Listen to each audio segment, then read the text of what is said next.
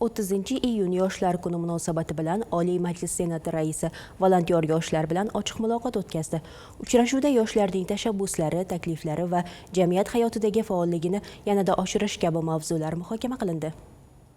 Iqtidorli va bilimli yoshlarni qo'llab-quvvatlash, ularning orzu va intilishlarini ro'yobga chiqarish davlat siyosatining ustuvor vazifalaridan biri. Volontyorlik esa bugun nafaqat ezgu ishlar, balki yoshlarning jamiyatdagi faolligini namoyon etuvchi muhim harakatga aylanmoqda. 30-iyun Yoshlar kuni munosabati bilan tashkil etilgan ochiq muloqotda senatorlar, yoshlar parlamenti a'zolari, volontyorlik tashkiloti vakillari va faol yoshlar ishtirok etdi. Kimda qanaqadir bir ishlash ishtiyoqi bo'ladigan bo'lsa, biz jon bajonini qabul qilgan bo'lamiz. Mehnat masalalari. Biz majburiy mehnatni bartaraf qildik. Bolalar mehnatini bartaraf qildik. Lekin hayotimizga boshqa masalalar kirib kelyapti.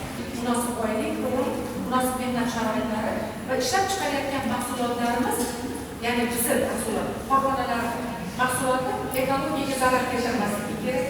Chiqindilar qayta ishlanishi kerak. Yoshlar o'z tashabbuslari, hududlarda volontyorlik faoliyatini yanada rivojlantirish, sohaga oid qonunchilikni takomillashtirish yuzasidan taklif va mulohazalar bildirdi. Tadbir doirasida volontyorlar tomonidan amalga oshirilayotgan qator ijtimoiy loyihalar taqdimoti ham o'tkazildi. Tadbir yakunida volontyorlik harakatini rivojlantirish, yoshlarning tashabbuslarini qo'llab-quvvatlash va faoliyatini yangi bosqichga olib chiqish maqsadida Yoshlar parlamenti, O'zbekiston volontyorlar assotsiatsiyasi hamda Ziyo forum jamg'armasi o'rtasida hamkorlik memorandumi imzolandi. Anjela Xushboqova, Jahongir Qosimov, Yoshlar.